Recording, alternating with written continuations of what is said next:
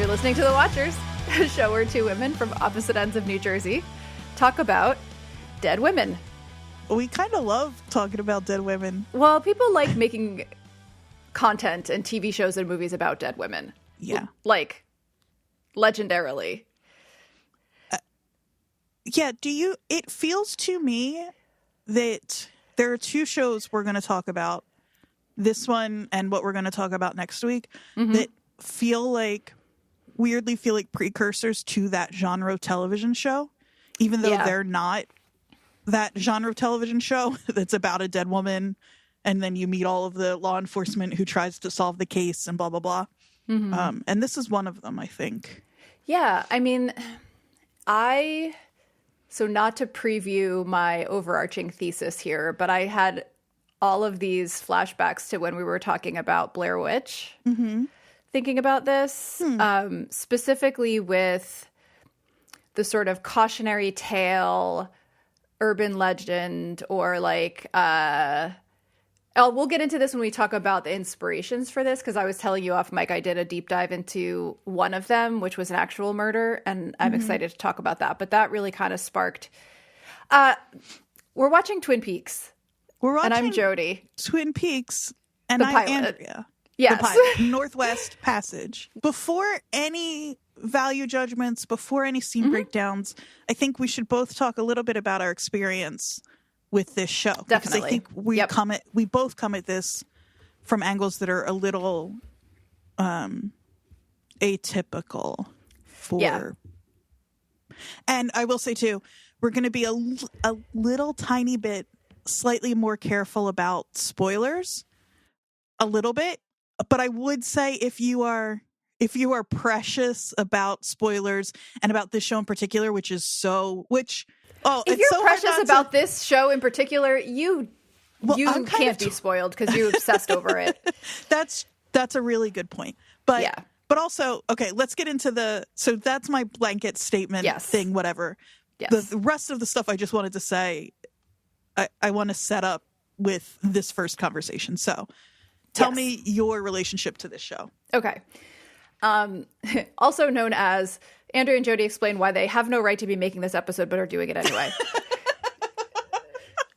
I feel like I need to apologize to the people in my life that were obsessives over this show, because that is not what I was. My relationship to this show. This came out in 1990. I was, the first episode aired on April 8th, 1990, which was my freshman year of high school. I know you were a child. We get it. You're young. It's fine. 3 years and 4 months old. Yeah. Or okay. However that math works. I was a freshman in high school, growing out a bad perm and watching this show. And I did watch the first season. I'm 99% sure that is true. I say this because, as I said last week, and as I've said repeatedly, my memory is really, really, really, really bad. Especially for things that didn't make a huge personal impact on me. Mm-hmm. And this show didn't. I liked it. I remember being caught up in the mystery of it. I remember people talking about it at school. I remember my friend Eve being super obsessed with the log lady. It was such an impossible to avoid part of the culture. And it was during a time when monoculture was still really a thing. Mm-hmm. And so it was in the zeitgeist. All my friends were watching it. I was watching it. We were all talking about it.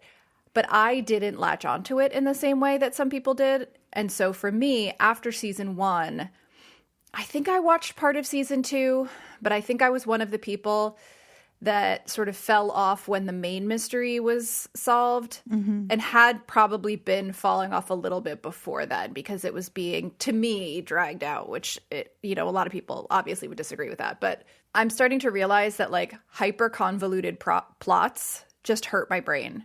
And this is one of them. But so that's my relationship to it. I watched season 1. My friends were obsessed with it. I was just the right demographic for the show, in that I was a high school student. I was a little nerdy and into witchy stuff and into I always say I'm not a huge sci-fi person, but I was the biggest Stephen King reader when I was in middle school. So, yeah. So what about you? Because you were an embryo when this came out. Yeah, I said to you, the first show I really clicked with was X-Files, which is a little later. But I feel about that show, I think, the way some people feel about this one. I told you that I watched what I thought my relationship to this show was.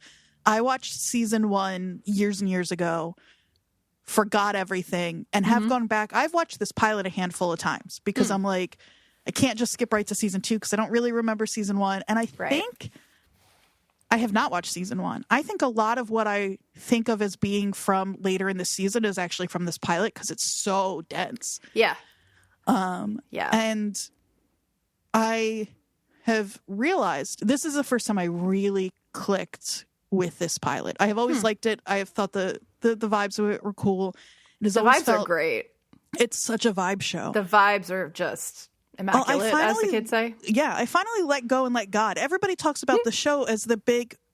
Not everybody. I'm sure that if you are in the inner circle of Twin Peaks fans, what I'm about to say... in case you were wondering. Which what I'm about to say is going to make you furious. But I thought, and I think understandably so, that this show was about who killed Laura Palmer. Right. And so And it isn't.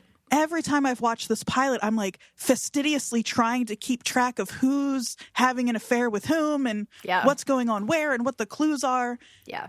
And yesterday when I sat down to watch this pilot, I Googled who killed Laura Palmer. And then I spent like 40 minutes reading everything that happens in the series. Yeah. And in the first season.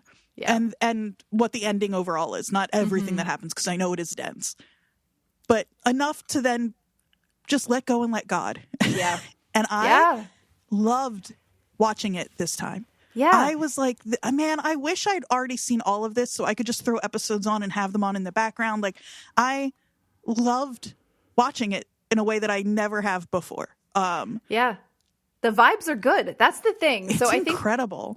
I think if I had taken a similar tack when I first watched it, instead of getting wrapped up in analyzing every single detail to try to solve the mystery, and just enjoyed the place and the people and the dialogue and the visuals and the weirdness and all of that stuff, I think I would have liked it a lot more when I first watched it. Because I agree. I think that David Lynch is not...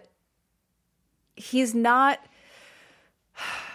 like trying to, who am I to speak for David Lynch? But from what I've read, David Lynch is not making a show that is supposed to be read as like, this happened, then this happened. And then if you notice this one thing, this thing over here, like there's all these stories about how things developed in his head for this show in the middle of it that were just like stream of consciousness, weird moments, coincidences, things that like popped up that he was like, that's going in. So if you try to make sense of something that comes from a completely subconscious place for them in some ways, you're going to drive yourself nuts, which is what I tend to do with shows like this. And it's okay. So I should also say, I have a feeling this episode, our conversation, I know we are usually really regimented and structured. So this is going to be we're so good at that. But I think I am not interested in doing a play-by-play at all, even a little bit. There's no point. And exactly. But what I do think is funny too is everything, all of the like iconic stuff that I knew about this show just by cultural osmosis. And I have tried to stay away from spoilers until this week pretty vehemently because I thought that's what I needed to do for this show. So I learned a lot over the last couple of days that really changed how I watched this episode. And like, it's taken out of context from the rest of the series. The story going on in this first episode is pretty straightforward. Yes. All of the zaniness and all of the stuff that's really interesting and all of the stuff that like I'm kind of laughing at and I'm like, oh, this show has a sense of humor about itself that I didn't realize. Like all of that is in the like vibes and feeling and characters and all. But knowing where this show ends up, like I'm out here. So this is what I mean about being a little looser about spoilers. But before we jumped into the call, I'm like Googling Black Lodge, White Lodge. I know. Like it reminds me in a lot of ways of the Lost trajectory. I have things to say about that as well. And also there's so much we get hints of this in this first episode, but I know, like I just said, White Lodge, Black Lodge, like so much of this delves into that dark and light, black and white, blah, blah, blah, that Lost is also fully obsessed with. So I think maybe this is going to break your heart, but maybe more than any other show I've been introduced to so far through our pilot season, this might be the one, and I didn't anticipate this being the case, the one that I am most likely to continue watching at this point. Yeah. That's okay. My 6 Feet Under loving self will get over that. I will say, though, it's because I know 6 Feet Under is a show that I'm going to want to sit down and watch. Yeah, and it's hard not to be emotionally invested in it. Yeah, I just have a feeling this is a show that I'll be like, oh, I'll throw on episode 2. Yeah. Which, again, is probably making our Twin Peaks fans furious that I'm like, I'm just going to roll with it. I don't know. Yeah. I'm just going to kind of watch. I mean, I think what we're getting at is that this show, like Lost, like some of the other ones we've talked about, have had very rabid fan bases. Like, to the point where we can get into the sort of the nuts and bolts of the series and how it went and things like that. But there was, so in the second season, I believe it was put on hiatus, which usually leads indefinite hiatus after the 15th episode. And there was literally a letter writing campaign dubbed Coop, Citizens Opposed to the Offing of Peaks, to save the show from cancellation. It said the campaign was partly successful as the season returned to airing on Thursday nights for 4 weeks from late March. Then it went on another hiatus before the final 2 episodes of the season aired back-to-back on June 10th. So this was in season 2. It's so funny. Lost used to get it was never put on hiatus, but in a way that it does not happen now, you would get like just a weird 3-week break from Lost. Yeah. You'd be like, what is going on? Yeah. I didn't realize until I started reading and, or until I started doing my research for this episode, I think of this as and I think it is, I think of this as like a cult classic. In our show notes for last week, I wrote, we'll be watching the Frost Lynch cult classic. And I didn't realize that the first season was such a hit, and that what makes it a cult classic is that people turned on it in droves, except for that rabid fan base that kind of have kept it alive. Yeah, the pilot was the highest rated. They call it a movie because it was like it was like almost 2-hour pilot with a 22 rating and 33% of the audience. And the pilot episode was also ranked 25th on TV Guide's 100 greatest episodes of all time in the 90s, but. Yeah, it was a huge hit. It was a huge hit. Idea. Everyone was talking about it when I was in high school. It was like the show that everyone was watching. But it was also put on opposite Cheers, which is a wild thing to do for a show if you want it to succeed. Yeah. Wow. I mean, Lynch was already making movies and successful in that world. Did you find anything about what his motivation was for making a TV show in the first place? So let's see what I have here. I found more about sort of their involvement. So Lynch and Mark Frost, their involvement kind of, and how they ended up dipping out at parts to do other projects and things, and how that impacted the quality of the show. This is, I'm always such a side note. Yeah. Our podcast could be called Such a Side Note. Such a side note. But I think about that all the time with shows where it's like the original writers and directors, and then you're like, this is not the case for Lynch, but they only directed 2 episodes. It's like David Chase, I think, right? Did he only first and last. Yeah. I could not. I wouldn't let somebody edit this podcast. I know. I can't imagine. So I do have some info about this that I had just not been able to locate. But so this idea for the show was pitched to ABC during the 1988 strike. And so they were like, give us whatever you got. In 1988, what? Is Lynch a... I don't know. I don't know. Maybe not. This is from Wikipedia, so just take it with a grain of salt. It says David Lynch and Mark Frost pitched the idea to ABC during the time of the Writers Guild of America East strike in 1988 in a 10-minute meeting with the network's drama head, Chad Hoffman, with nothing more than an image and a concept.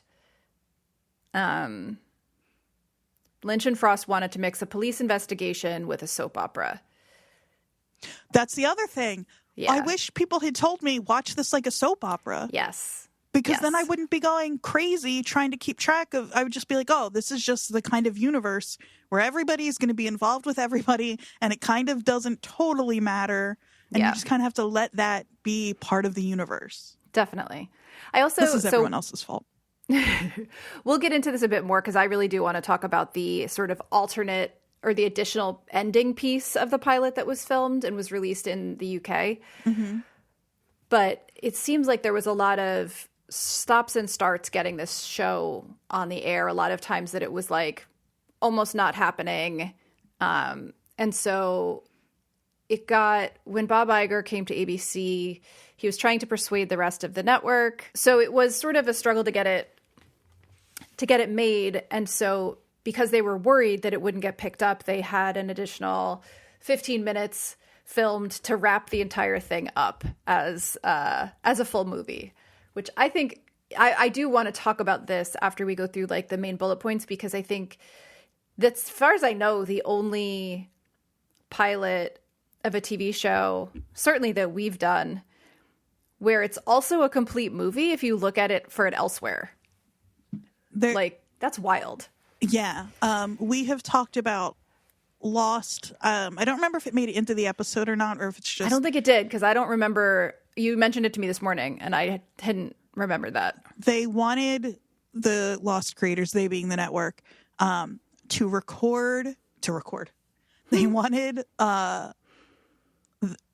to shoot a closed ending for Lost in case everybody hated it and it didn't work out, whatever. And it was just to do it as a TV movie. But I think they were like, okay, tell us how this pilot, knowing what you know, how it should end that would be satisfying, and we'll do that. Right. And it just never happened. There is another really good example of this.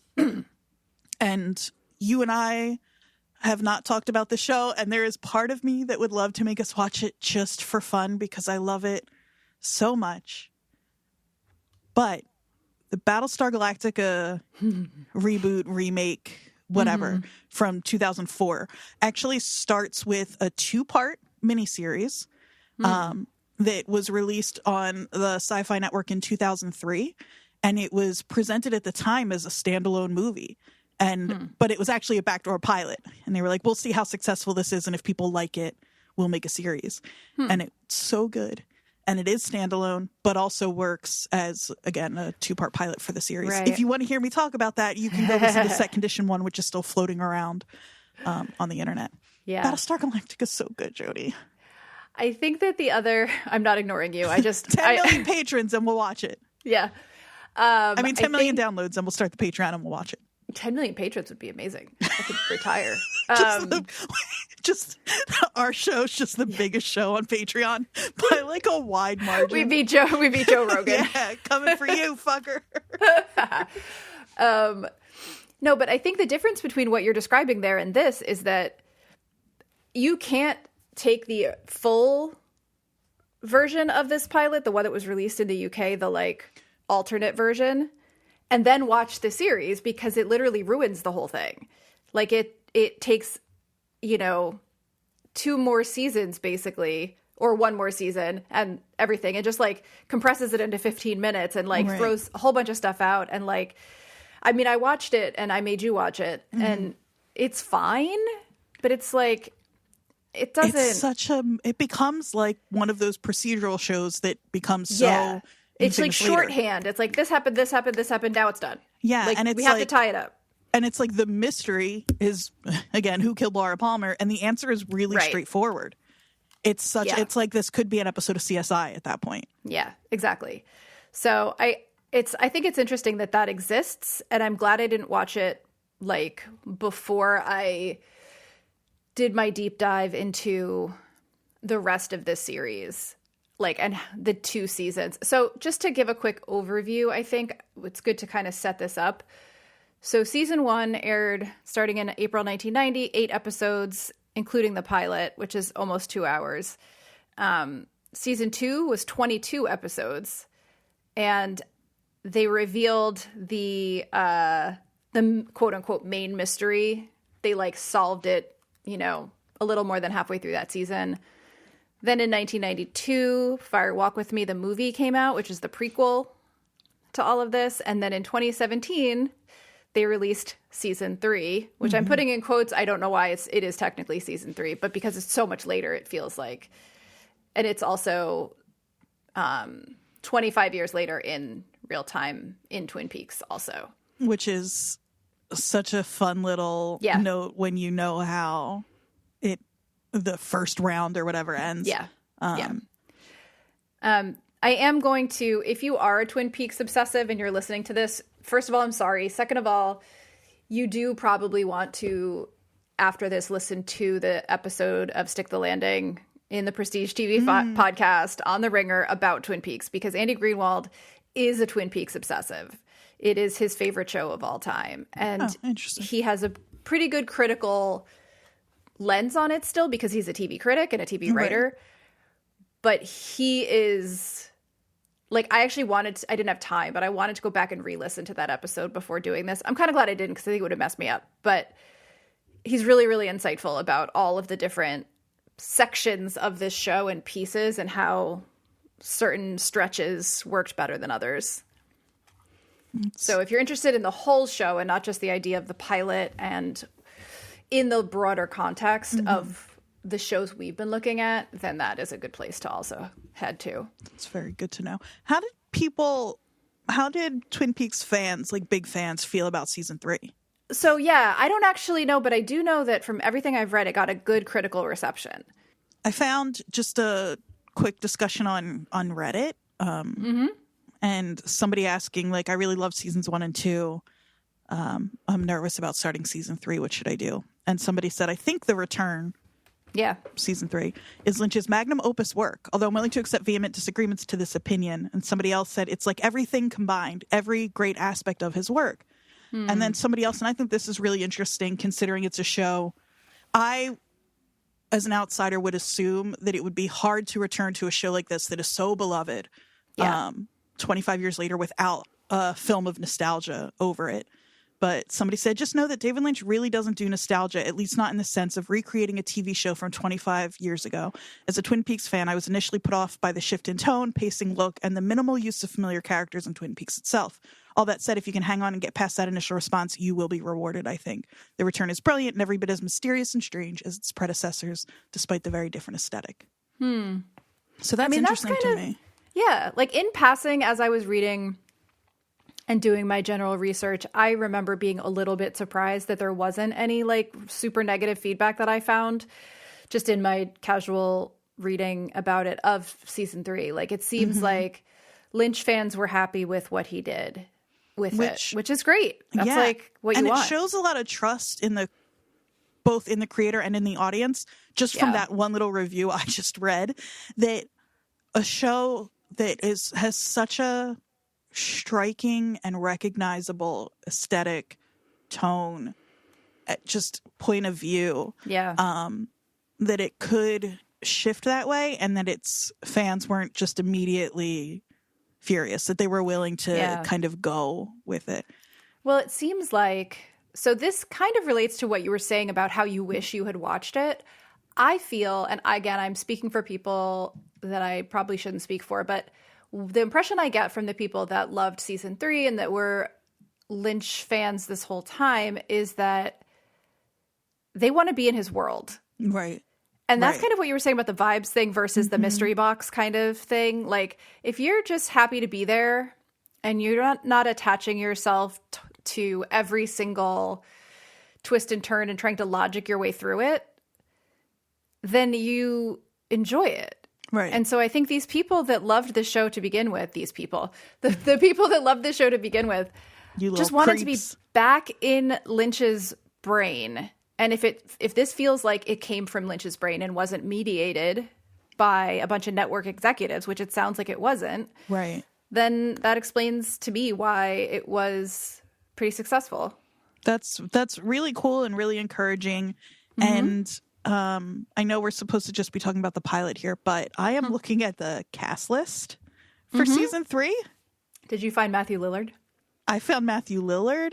I found Naomi Watts, who I quite like. I found Laura Dern, who, of course, I love.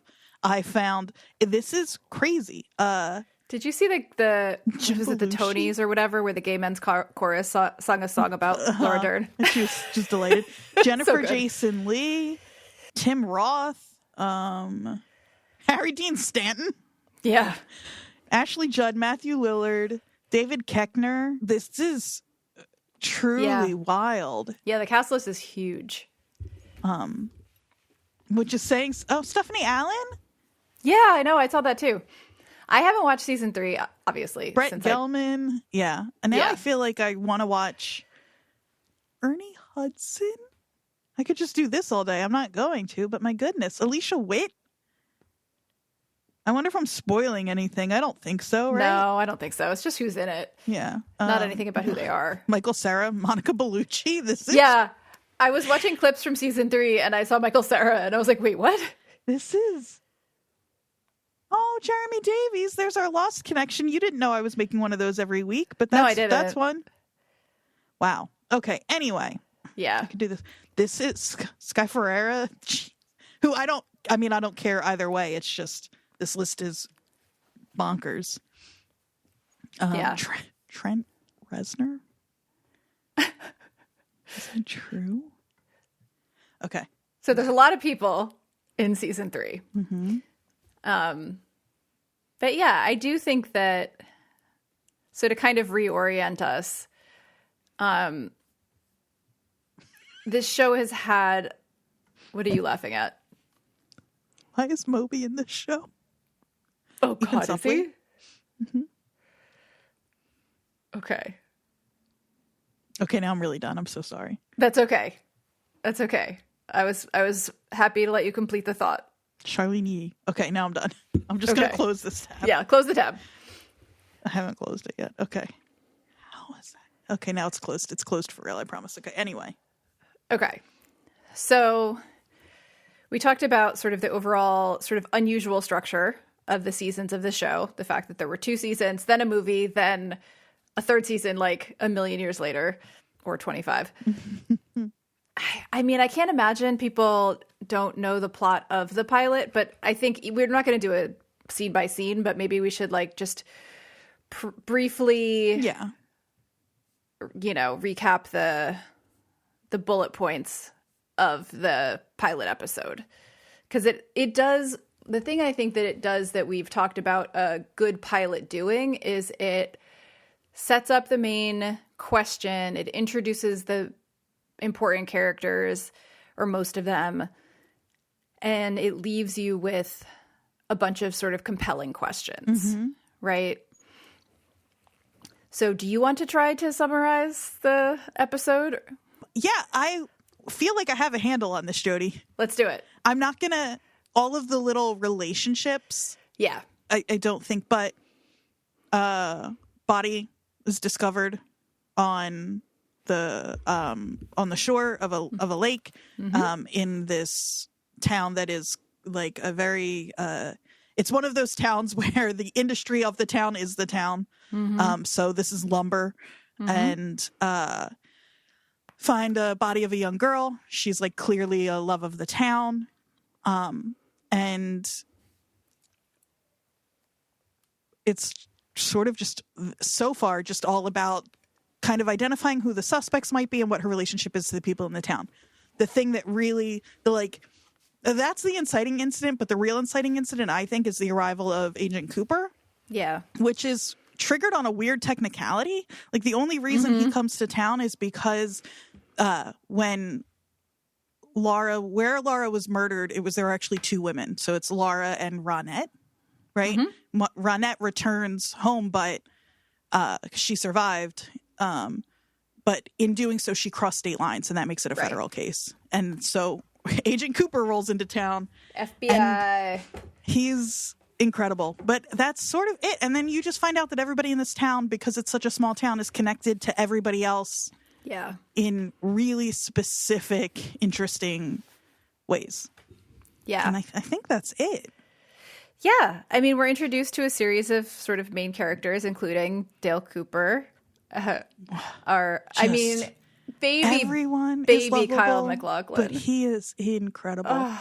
It's so, the thing that I'm most struck by, I think more than anything else, is how much Cooper loves this town immediately. Yes. I think a different version of the show would be this like weird kooky town, and the straight man rolls in and he's like becomes kind of antagonistic against the people. That's the normal version of this. We've seen it a bunch of times. Exactly. He is just immediately delighted. He's charmed. Mm-hmm. He reminds me, he's like if Mulder and Scully were rolled into one. Because Mulder is always delighted by the people he meets, and Scully is the more like focused. Right. Like, he's got a little bit of both in a way I really, really like. Well, he both meets and subverts the trope of like the genius detective from out of town. That's the thing too. He's like sort of silly in the way that the people in the town are, but he's also really capable and good at his job. Oh yeah. He's incredibly smart and perceptive, but he's also like sweet and charmed by everything, and like very patient with these people that like, it's like a fish out of water, but he's not the like you said, antagonistic presence. Because it is like, fish out of water, but it feels to me almost like, I'm really proud of you for only reacting visually now when I say water. Like, I see it, but our listeners don't know. I can see the struggle in your face of wanting to say something. It's so hard. I'm giving you that space now. Thank you. I appreciate that. Thank you so much. It is a fish out of water story, but I don't know what his life is like outside of Twin Peaks. Yeah. I get the impression that he's probably the odd one out everywhere else, and that he comes here and is kind of home. Yeah. I listened to a brief interview with Kyle MacLachlan on the occasion of like the third season coming out. And the interviewer referred to him as optimistic. Aww. And I thought that was like kind of a nice way to put it. Mm-hmm. Like, he's optimistic about people, even though he's faced with all these horrific things. Mm-hmm. And they were talking about it and asking Kyle MacLachlan about that specific character trait. And he was saying that he thinks that that's partly also just like, it's the writing, but that's how he is as a person. Is just like optimistic and, you know, kind of positive about people.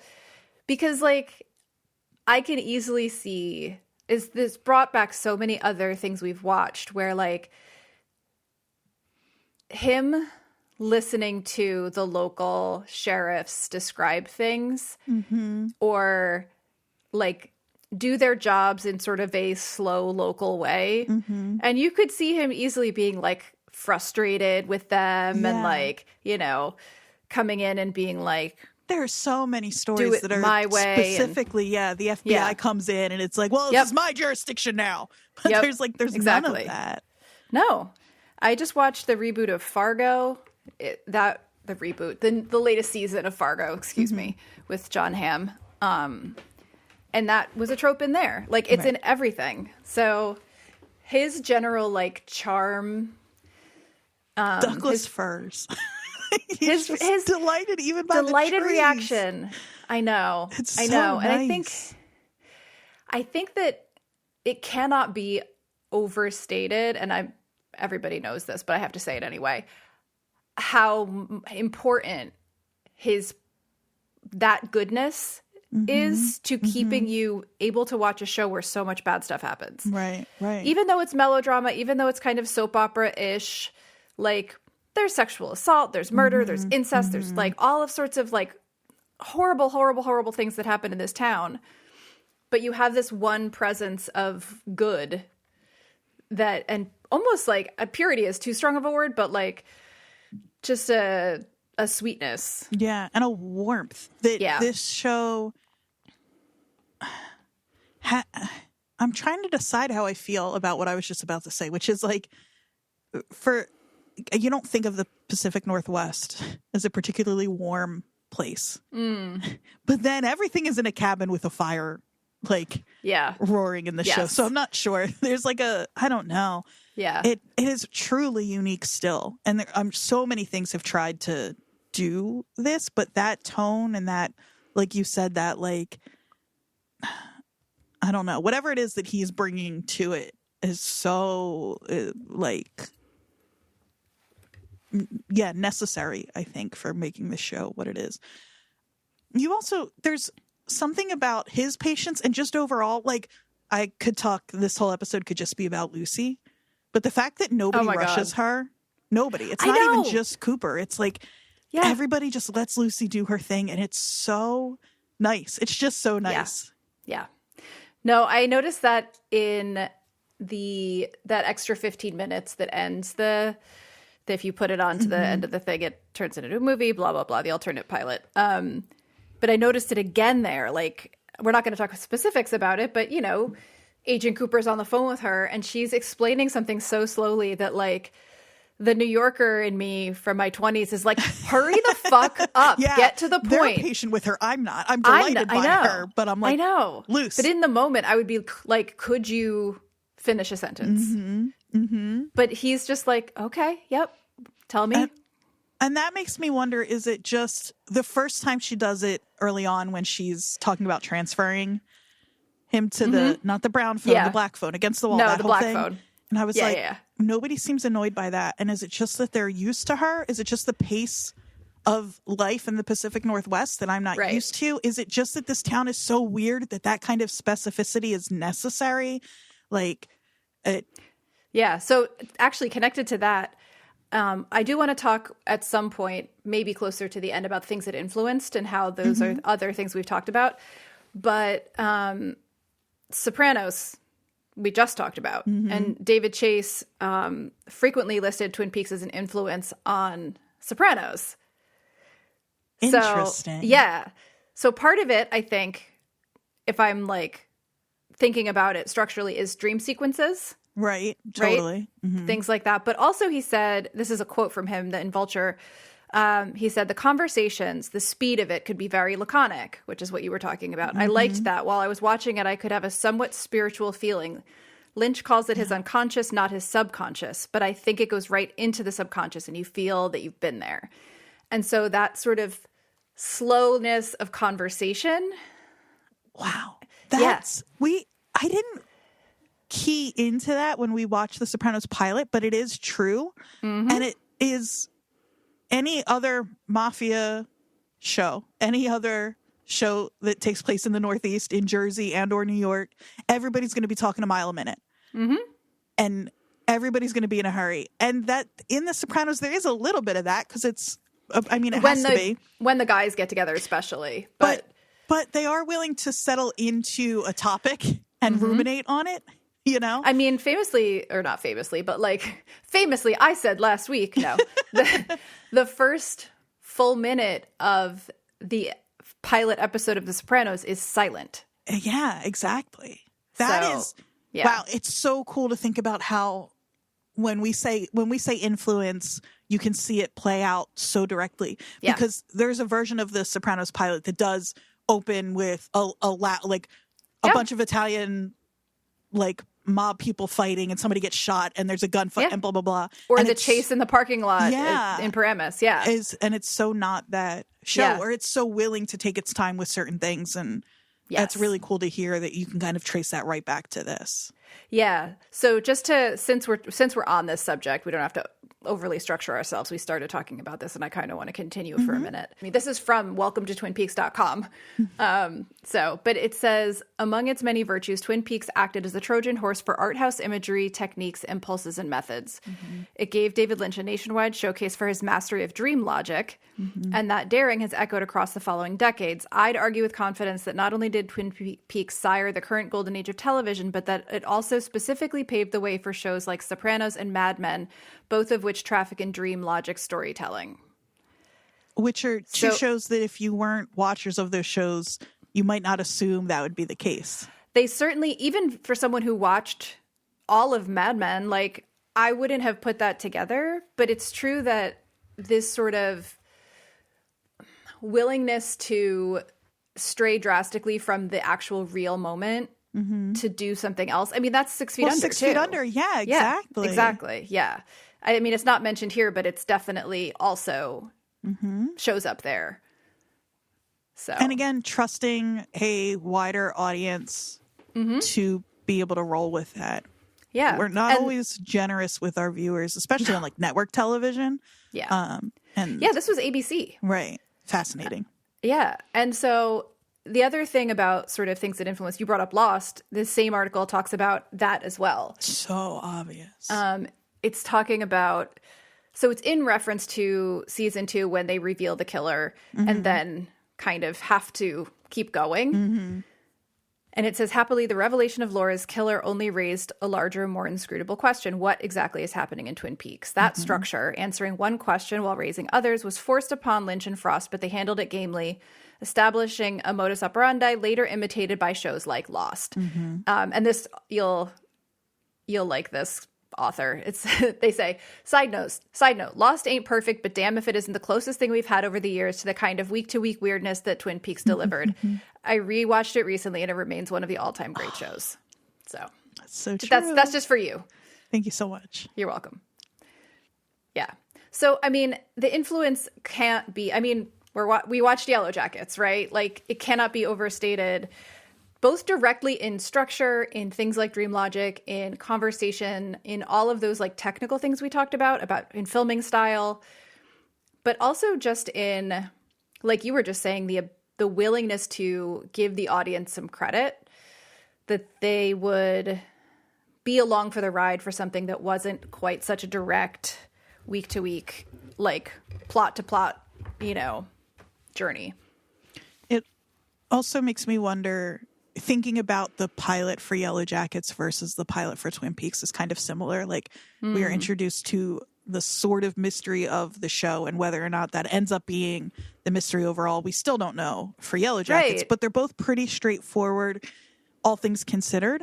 And knowing where, through my readings the last 2 days, knowing where Twin Peaks ends up as compared to this first episode makes me feel, I'm like, very interested, because even Yellow Jackets at the end of season 2 is in a very different place than it was in the pilot.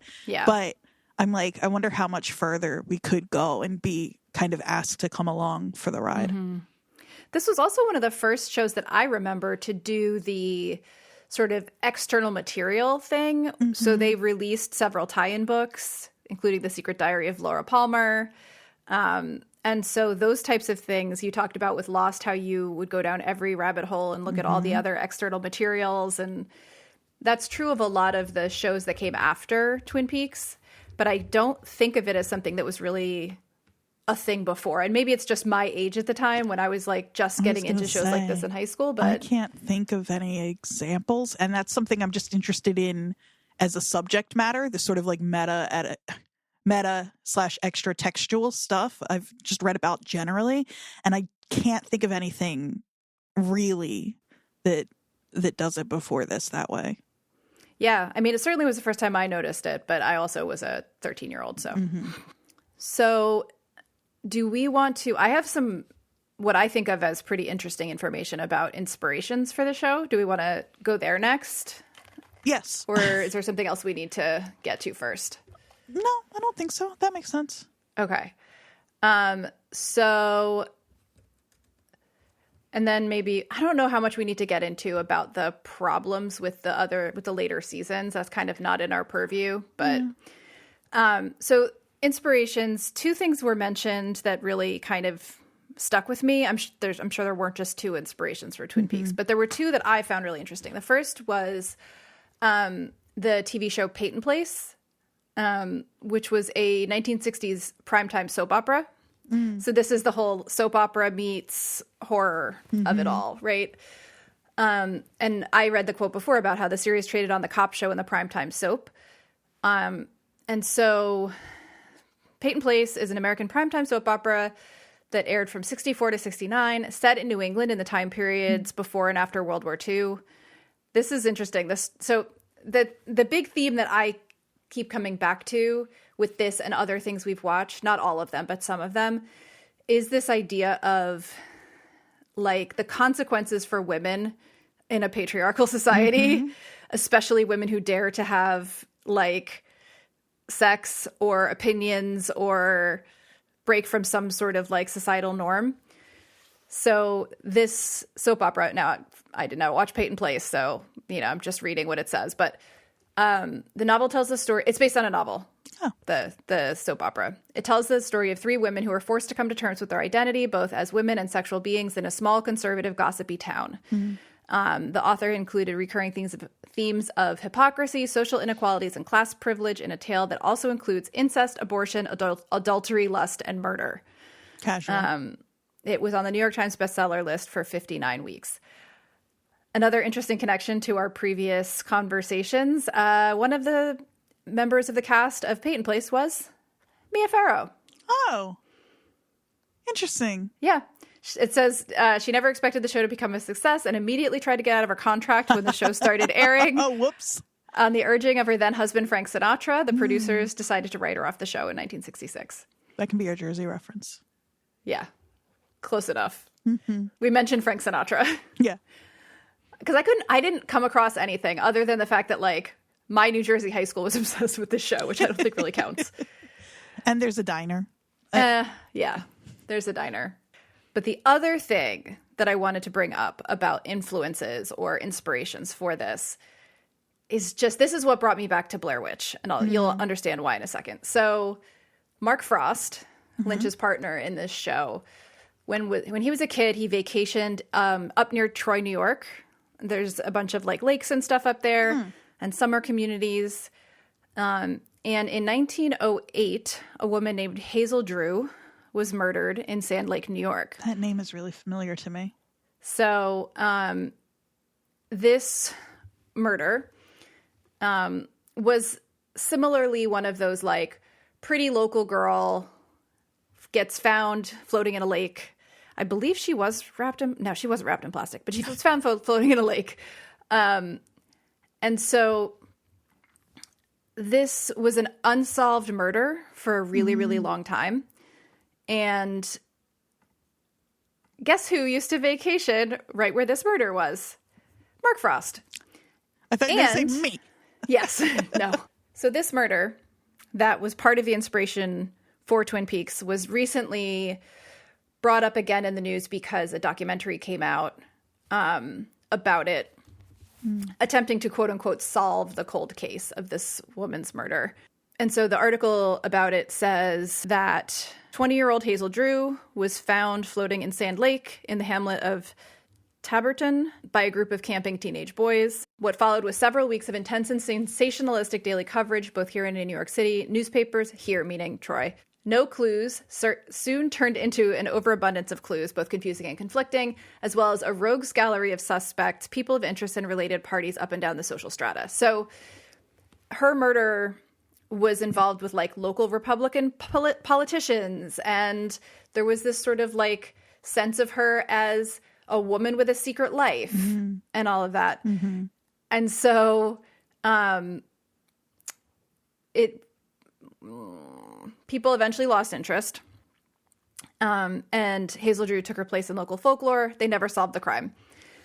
But I'm getting to my whole point here. One of the people who kept the legend alive was Betty Calhoun, a local resident who used the violent murder to spin a cautionary tale of a ghostly young woman who haunted the surrounding woods. Oh, I love it. The better to keep her grandsons out of them when they visited during the summer. One of those boys, a young Mark Frost, grew up to be the novelist and TV writer-producer who co-created Twin Peaks. I love that. So my favorite part about this is not that like, oh, he got his inspiration from this murder. It's that his grandmother was like creating a little local ghost legend to control her young grandkids.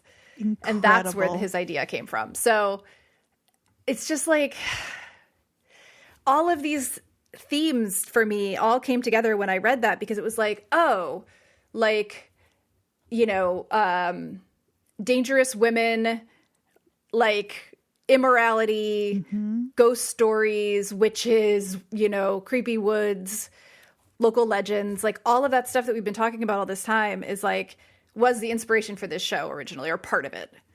That's so cool. Yeah. Man, I love when something like this can get kind of pinpointed in such a specific way. That's really cool. Yeah. Yeah, I mean, the story is fascinating, but that sort of made me kind of realize how much this fits into the general arc of what we've been talking about. That it's not like, because I remember when we were throwing pilots out there, I was kind of like, why are we picking the pilots we're picking, you know? Or like, why did we pick the movies we picked? And in some cases, it was like we had this idea of these are meaningful to us for whatever reason. But there's so much commonality and common themes among the stuff that was around in the zeitgeist in the like late 80s to late 90s that there's common threads all over the place. It's fascinating. That's really cool. So that's what I have about the sort of like inspirations and like what it led to. Where do we want to talk about the aesthetics? Do we want to talk about, what do we want to talk about? Where do you want to go here? I think that works. I think that's a great, that is a perfect next place to go. I just want to like, I think I texted you, I just want to dress like Donna again, like the big skirts and the like riding boots and the like sort of lodge sweaters. So the fact that this looks like, it's like Grease, where it's like, looks like it's set in the 50s in a lot of ways, but it's not. It's just the aesthetic is such a kind of timeless, weirdly timeless, but also very specific. Like all the girls are wearing dark red lipstick. It's incredible. And have very sculpted eyebrows. All of the clothes are incredible. When Josie and her, I think it's Josie and her, it's definitely Josie, and I think it's her sister-in-law in the scene, when they're both standing in those big coats, those incredible, huge coats. It's so good. As soon as this started, I was like immediately whisked back to the fashion of high school and how hard we tried to emulate this aesthetic. I believe it. It's got like I don't think kind of like understated Heathers vibes. Like it's all so specific. It's just so same cool time frame. Specific. Yeah. Yeah. Same time frame. Definitely like if Heathers was the sort of Midwest vibe, this is definitely the Pacific Northwest vibe. Like you were saying, there's always a fire going in a fireplace. There's always like a wood paneled room. It's a lot of leather jackets. A lot of incredible coats. Yeah. It just looks so good. We don't even, although you said as soon as it started, well, it starts with, it's like almost 3 minutes long opening credits where you don't even see a person. Right. And I could have watched that and I'm not a patient person, but I could have watched that for an hour. I feel like I could talk about the symbolism of the woods for like the rest of this podcast, but I won't. But I feel like there's just like so many TV shows since that have played with this idea, so many fairy tales from our childhood that are about the dangers of the woods. Like it's just, even in, we just freaking talked about Lost. Like they go into the woods and suddenly it's like they're in another fucking dimension. Jodie, yellow Andrea. Jackets. Yes. I know. Like, I know. It's so, but here's what's different about Twin Peaks. They are trying actively to tame the woods. They're literally, they're chopping it down. They're chopping it down and cutting it up. Yeah. And that mill, the machinery in that opening credits, like it looks, it's ominous. Yeah. In a way that the rest of the town, but I will say the rest of the show, the mill, even though it's a big piece of the town, the supernatural weird woods stuff wins. Like it takes over. It's really interesting. Yeah.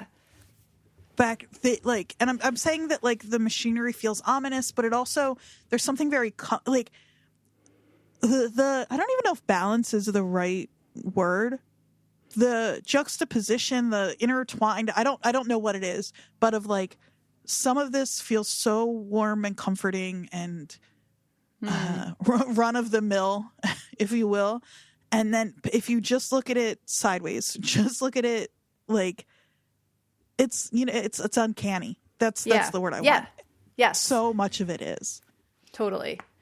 I haven't watched. Have you watched? It's Lynch, so of course. Like, yeah. Have you watched The Leftovers? I have not. So it's referenced a lot in conversation with a lot of the shows we've talked about. Mm-hmm.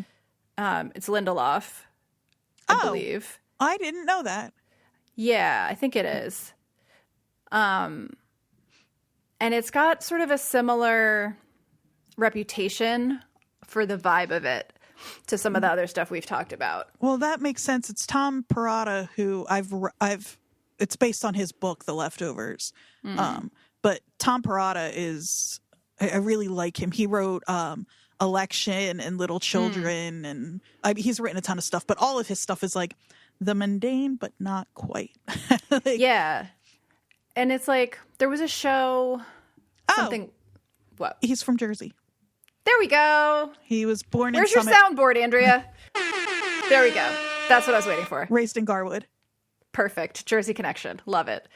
Well, and so I was thinking of other shows that followed this trajectory because Leftovers came up. Like there was a show called Wayward Pines, which is like trying to be Twin Peaks more than anything.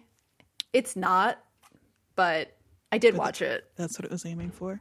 It's also Gravity Falls. Any show, which is a great kids cartoon, any show about a weird. There's a season of The Adventure Zone that takes place in like a ski resort town, but it's got a similar like this town's also a little weird. Yeah. There was also Northern Exposure, which was around the same time as this, that was very popular as well. And it was, again, the eccentric residents of a fictional small town. That one was in Alaska, which I watched some of. And I remember thinking it was good. I'm curious. Maybe I'll watch the pilot of that one just to see if I remember it correctly. But anyway, so yeah, it started this sort of genre of like quirky small town with more beneath the surface than, well, it didn't start it, but it like popularized it. I think now is probably a good time to get into our general overarching questions, right? Do you say overarching or overarching? I say overarching, I believe. I think I do too, but I don't know what I just said. I don't know what you just said either. So who knows? Yeah, who knows? A little Easter egg for our listeners. They'll there know. We go. But yeah, I mean, the hook here is pretty... It's literally the tagline that everyone uses about the show, like Who Killed Laura Palmer. But I would argue that that's not... I mean, yes, that's part of the draw of the show. And as somebody who's less of a supernatural... I think for this pilot... Yes, for sure. But as someone who's, like, not necessarily into, like, all the supernatural stuff, I think part of the other, like, hook is just the town. I just like, you just want to know more about these people in this weird place. I'm not realizing, I know. I'm so drawn to, and it's interesting how often it comes up, a show that lets you live in both. Because the question is, who killed Laura Palmer? Right. And as, you know, if we're just talking about the pilot, that's the big question. We know that gets answered before the show is over pretty, well, not quickly, but like halfway through. It's not the last question. It's not the question that you're watching when you get to the end of this series for the answer for. Yeah. But it is the question here. But also, what's up with this town and these people? My favorite shows are like, here's the question, but the real question is, what's up with that? Yeah. Like, yeah. And what the fuck? What's going on here? Exactly. And Twin Peaks sets both of those up beautifully here. It gives you, it's so funny because like knowing the answers to some of these things, but it sets up like, if you're watching this show for the mystery of Who Killed Laura Palmer, you get you get the necklace, which if we're talking Yellow Jackets, we find out who had the other half, but it's shout out to Scream, everybody's a suspect in this opening. So it's setting up the main question, who killed Laura Palmer, and the answer at this point is literally any of these people could have done it. Yeah. You get the little fire walk with me reference on that piece of paper. You get the lockbox. Like, there are lots of little Are they going to be red herrings? We don't know. But very typical mystery show whodunit clues to start. Totally. A magazine with somebody's picture. I mean, it's run at, but like, you know, like there are just so many little those kinds of things. But then also the weirdness. Well, and that's the thing. So I've complained maybe unfairly about how a show like Lost starts out to feel very realistic. We talked about how I'd kind of forgotten how it feels kind of supernatural in the beginning, because to me it was really like a plane crash show, and then it became supernatural, but that's not actually the case. And in this one, the first episode really does read as kind of a straightforward serial cop story, but the vibes are not. And so when it brings in the weird shit, I know, but when it brings in the weird shit, like the one-armed man being in the elevator and like walking off in the beginning, like that is just, there's just moments where you're like, something else is going on. And so when they do bring in the weirder shit, it like isn't as jarring to me. As opposed, it's so funny though, because Lost is a really good example of this, where it's like the weird stuff in this first episode of Twin Peaks are total vibes based. There's nothing inherently weird about a man with one arm. Sure. There's nothing inherent, like there are just so many things where it's like, yeah, but it's just, as opposed to Lost, where I said to you when we were talking about this, I was like, there's an invisible monster who sounds like a New York taxi cab. There's a polar bear in the middle of Hawaii. Like there's stuff that just doesn't make sense. I still argue the polar bear makes more sense than the random like smoke monster thing. I mean, well, and especially if you know the origins of both.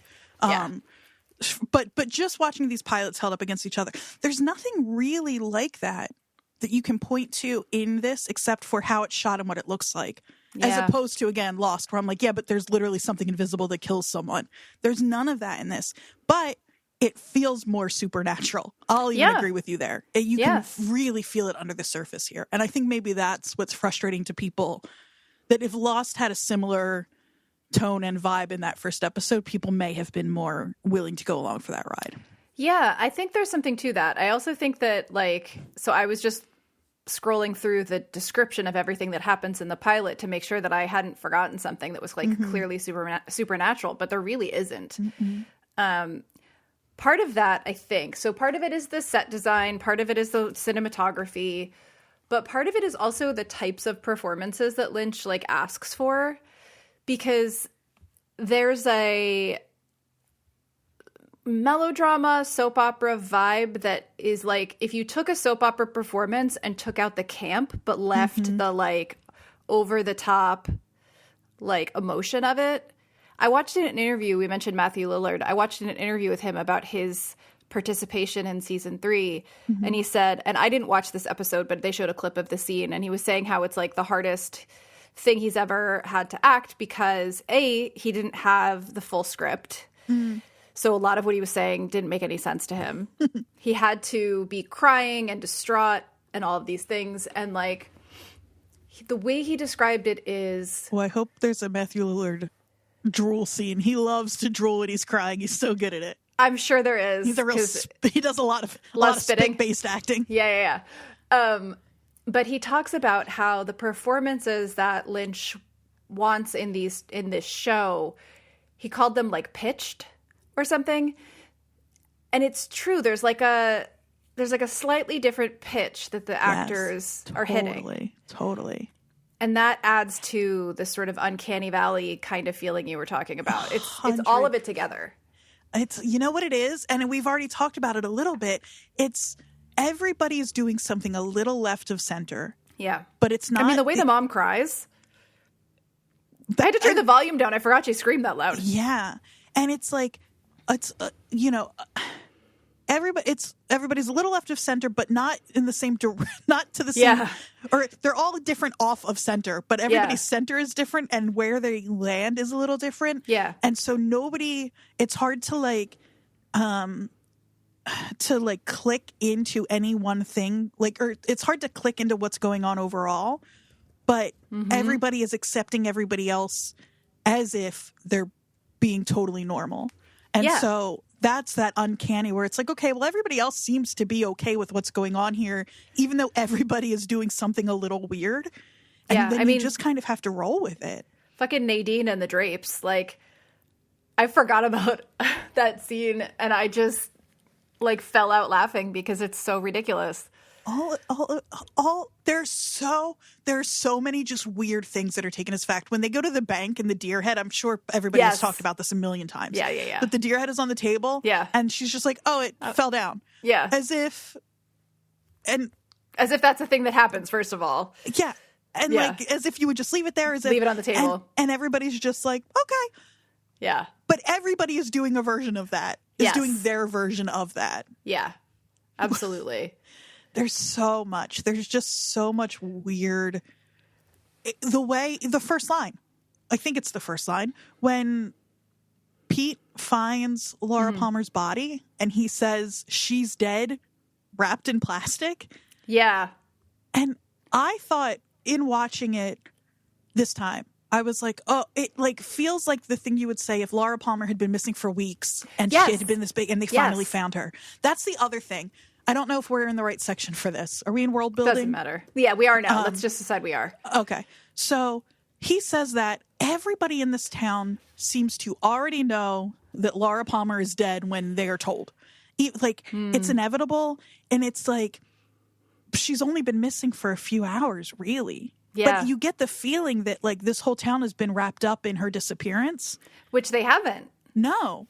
It's such a weird. It's like a place where bad things are expected to happen. Yes. That's the other thing. Yeah. A different version of a show like this would be like, wow, this like blue collar, sleepy town where everybody just goes about their business and suddenly a murder of the like town sweetheart rocks it and everything changes. Right. But it just feels inevitable. Yeah, it does. And even like her mother's grief is really hard to watch and weird and whatever. But she's already sure.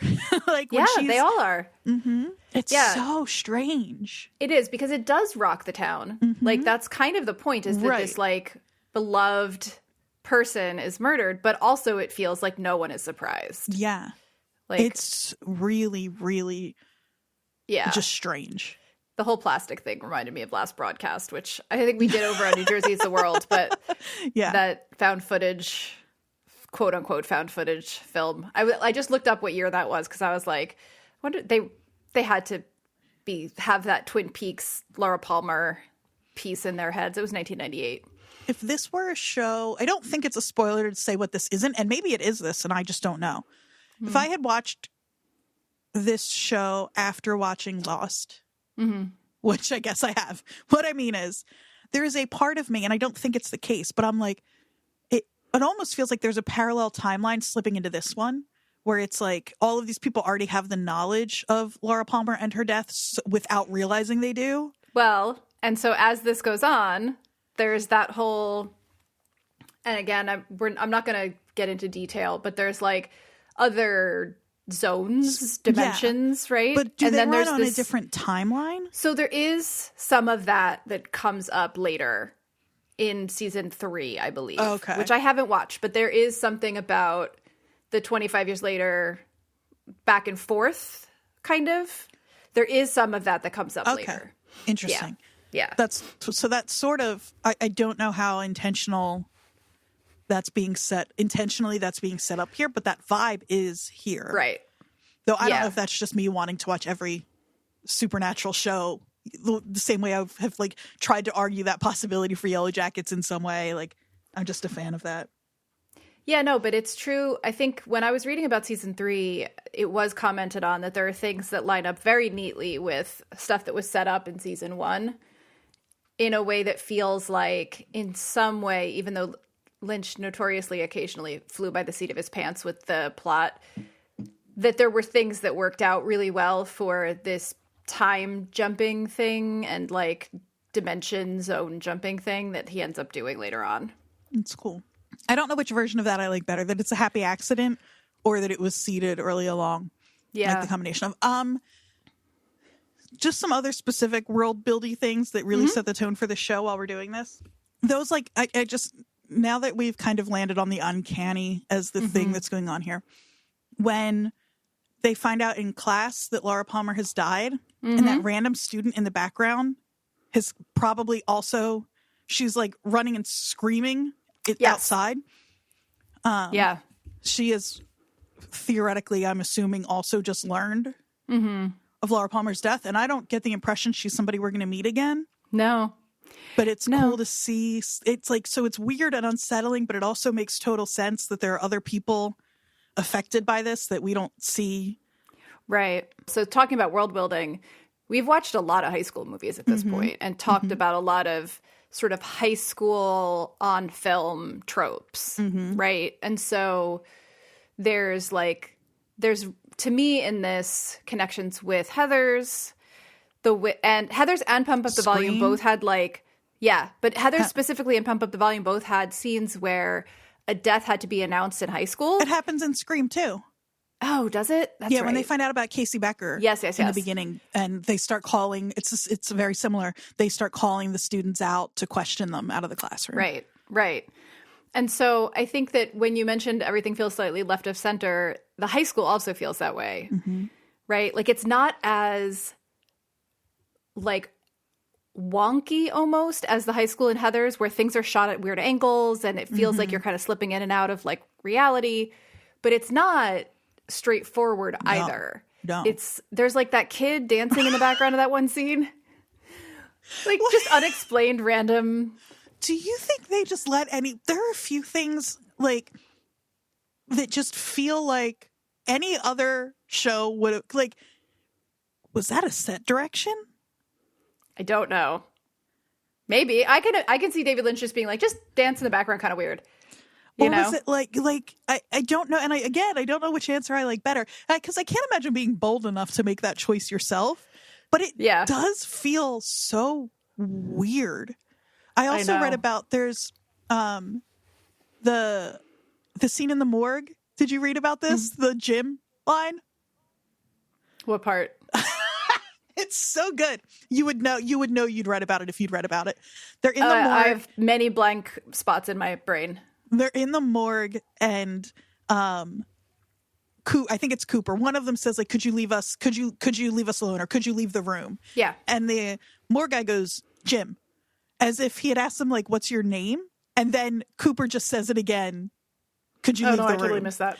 And apparently I was like, this dialogue is so weird on this show. Just roll with it. But apparently what happened was that actor on set just kind of like had like a weird brain thing, and he thought for some reason Kyle MacLachlan was asking him his name. And so he told him Jim. And then I guess Kyle MacLachlan was just like, I'll just do the line again. Yeah.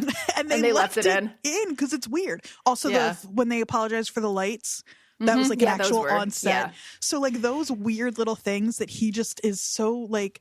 Yeah. Well, and the famous story about how again, we won't go into details, but how Bob became important. Who plays Bob. Yeah, and how that happened. It's all happy accident stuff, and that is so cool. And so like I don't think I would be brave enough to let accidents like that shift the trajectory of my show. Well, and the legend of how he came up with the Red Room, like, did you read that? I don't think so. Apparently he says that he was leaning against a hot car, and the car was so hot that suddenly the image of the Red Room popped into his head, and that he just put it in the show. Huh. He was like, it's so hot, it's like I'm in a red room. You know, I guess, yes, I'm sure he said it exactly that way. Now I'm in a red room. Oh my God. I don't know. There's a little person. Why is my David Lynch like fucking... He's Tony Soprano as David Lynch. I'm walking here. Hey, this room's so fucking hot. It's so hot in here. Hey, oh. Oh my God. So, anything else in world building? I mean, I feel like this is like the definition of it. This pilot. This whole show, it feels like. Yeah. I mean, we could just go down the line. There's so much. Just the way Lucy sets out the donuts. Just like weird little, just everything. Yeah. Yeah. I know everything is made of wood because they live in a lumber town, but everything is made of... Hold on. This show is so wild, we haven't even mentioned the Norwegians. Oh, God. The Norwegians are leaving. The Norwegians are leaving. Yes. Yep. I'm half Norwegian. A little less than half Norwegian. Don't cancel me for lying about my heritage. But how would we possibly fact check that? So I don't speak Norwegian. I can't say for sure. Do you know if they were actually speaking Norwegian? Because it feels a little bit like the Swedish Chef. They say like hand in hand and they're like Handen and Handen. I'm like, I don't know. I don't know if they were actually speaking Norwegian, but I do love the idea of it being like a Swedish Chef situation. No, I have to look it up. Where they're just making it up. Handen Handen. Yeah. Oh, yeah.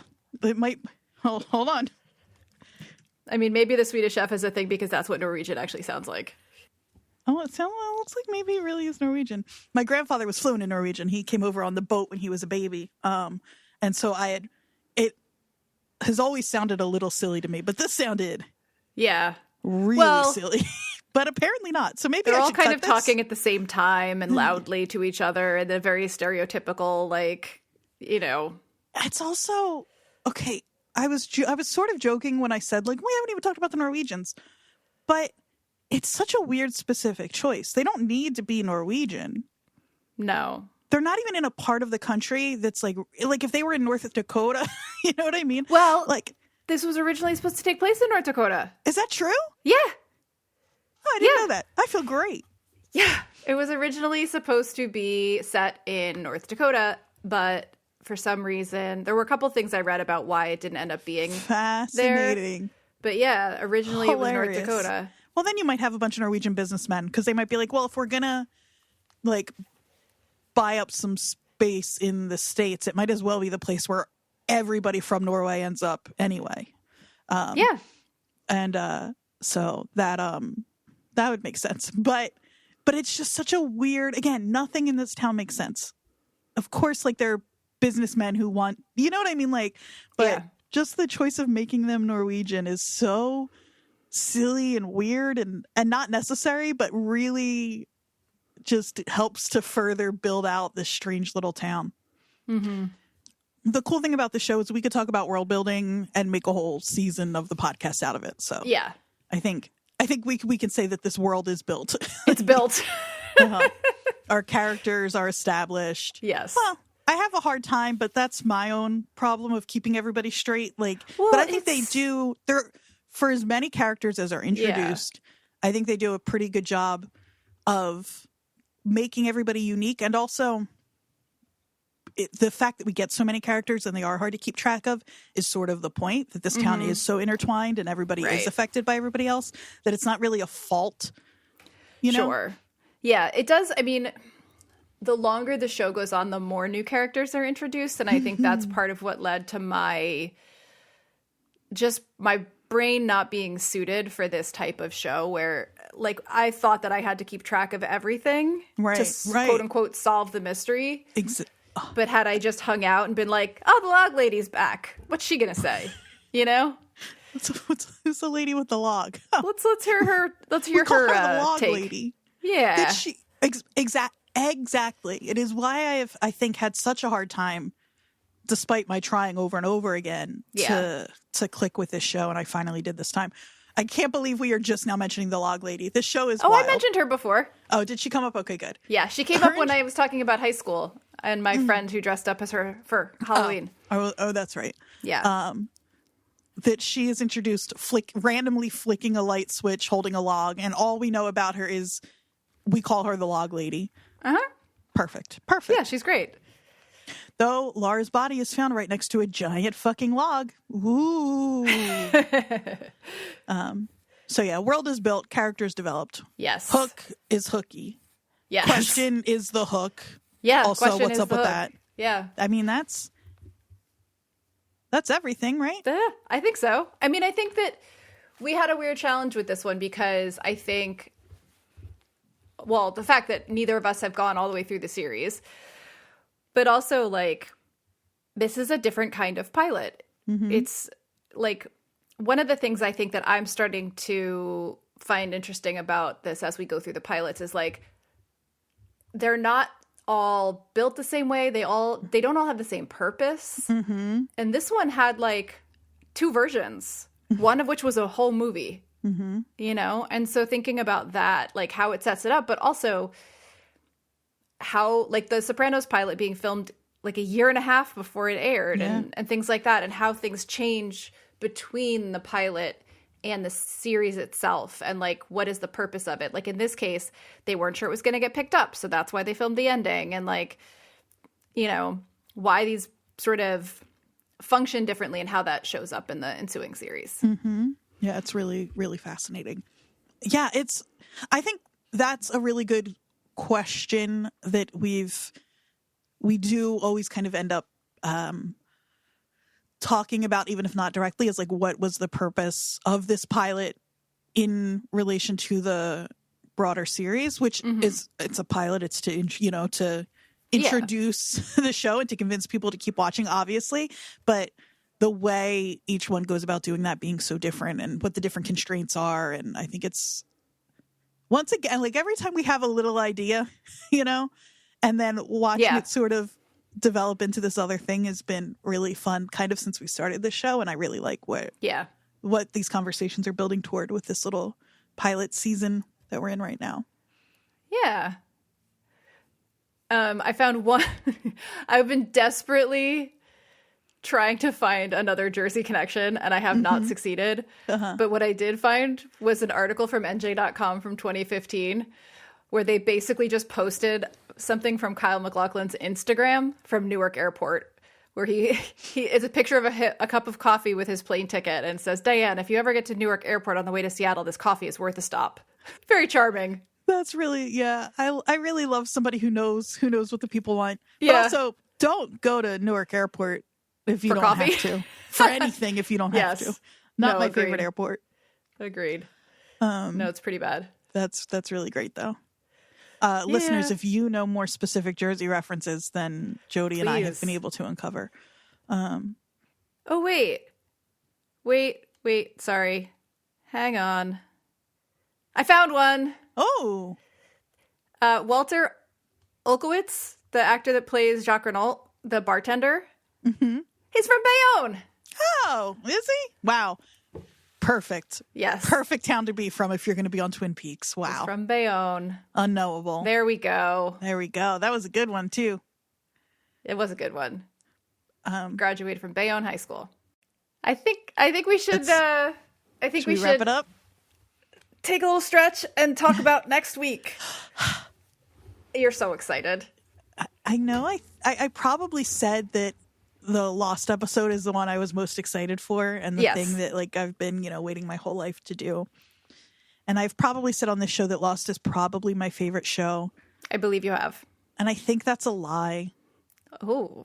Because breaking news. Well, because I think I feel much more compelled to defend Lost than the next one we're going to talk about. Okay. Although it's got similar kind of issues in a way, but not in the way that, like, a casual observer of both shows would know about in the way they do about Lost. Exactly. Yes. Yeah. And it's not exactly the same, but Lost is probably my second favorite show, depending on what I've watched most recently. The show that is most formative, like maybe the most important to me really overall. The show that, like, I would not be as obsessed with Lost as I am if it weren't for the existence of this show. Mm-hmm. I think it's a perfect follow-up to Twin Peaks for many reasons. Mm-hmm. It's also just inarguably, categorically, one of the best pilots of all time, in my opinion. How long are you going to wait until we talk about what it exactly is? You're like, the build-up is impressive. Do you want to tell everybody what we're watching? We're watching The X-Files. Oh, God. See, I asked for the soundboard one time. Just once. I always forget I have to turn the applause off. It goes on forever. Yeah, the big secret that I shared with you over text when we were discussing this is that I think I've watched a few episodes of The X-Files. When it was, like, on. When you lived in a world where you would be, like, just sitting in front of the TV, channel surfing. Yeah, or, like, so this is similar to Twin Peaks in that my friends were huge X-Files fans. Huge X-Files fans. Like, it was a big part of the conversation the sort of entertainment conversation for me when it was on. But I don't know how much of it I've seen. And there's a good chance, there's a 100% chance you don't remember it, I think, right? But there's a very good chance you've never even seen the pilot. Yeah. Is that true? Yes, that's true. I so honestly, excited. The thing that this podcast is teaching me is that I have giant holes in my memory. That there are like years of my life that big pieces are missing from, which could be something I should look into. Maybe we'll save that for our therapy podcast that no, I don't know how much of this I've even seen. I definitely was not a regular watcher of it. I don't think. I'm like having like an anxiety attack about it, but either way, you're going into this pretty fresh-eyed. Yes. And that is so definitely exciting. Yeah, no, I'm excited. I mean, like, part of the fun of this whole pilot idea is that some of these are shows I'm so familiar with. Mm-hmm. And some of them are ones that, like, I feel like maybe I never got into because I missed the window. Right. I could see that. One of the things that I realized when we mentioned X-Files is it came out in 93, maybe? Correct. You don't need to look it up. It was 93. But, like, we specifically talked about it in relation to me trying to figure out why I didn't actually, like, watch it at the time. And I think we figured out that it aired starting in September of 1993, which was my first month of college. Mm-hmm. And I did not have a great first year and a half of college. You weren't hanging out on Sunday nights, cozied up with your TV. I was not. We will not talk about what I was doing, but that is not what it was. And so I think that, like, literally that was in a weird way like a lost year and a half of my life. And so I think that it just, the timing didn't work for me to get into the show. Well, but it went on for so long that I know I've seen some episodes of it. Well, probably. 9 seasons. Yeah. With a short 10th season of 6 episodes. And in 2016. Yeah, there's 2 seasons in just a few years ago. Yeah, 2016, 2018. And it's everything. The show is everything to me. I was 7 when it aired. And just old enough to start like having my own opinions. And I think the fact that I was afraid of it but obsessed with it at that time when my brain was barely a brain, it's like all of my like wiring is tied up with this show in a way that I cannot overstate. Yeah. It's everything to me. And we can talk about some of that next week maybe. Yeah. So I'm excited about it. I think it'll be fun. I think that one thing this is doing is giving me more things to watch if the pilot like resonates with me, because these are things that I assume I would have liked. I just didn't quite catch. Yeah. Although I say that, and the only thing I have continued to watch is 6 Feet Under, which is the thing I've already seen and loved. Yes. Yeah. I'm halfway through the 2nd season. Oh, wow. Hulu, Apple TV, Amazon Prime, etc., etc. You can watch it. Great. In lots of places. One of the first things that came up when I searched it was one of those memes, "You wouldn't last an hour in the asylum where they raised me," and it's a shot of Mulder and Scully in their office. I feel like that's you. It's 100% my queer awakening. 100%. Oh, yeah. Oh, I've definitely thought of this as the Christian Slater and Samantha Mathis of like the adult version of that. Like, yes. Yeah. I'm just have always been 100% in love with both of them equally. Have I asked you if you watched Sex Education? I watched the first season or 2. I liked it a lot. And of course, Gillian Anderson. She's great. Gillian Anderson is incredible. She's a baby. I can't wait for you to really like sit down and watch. Yeah. She looks like a baby in this season. They're perfect. I can't wait to share the David LaChapelle photo shoot with you. That I may have seen this actually because incredible. Yeah, it is truly unbelievable. It's like it's. I think I've seen that because it's a photography thing, and it's crazy and it's so good and it's nuts. Everybody go watch the X-Files and have the best time. Oh wait, I'm at AQ Andrea Q. And I am Jodie_Mim, JODIE_MIM, and we are at WatchersPodNJ. Gmail and Instagram. And we will see you in the basement of the FBI. I guess. Yep, that's where we'll be. Okay. Cool. Bye. Bye.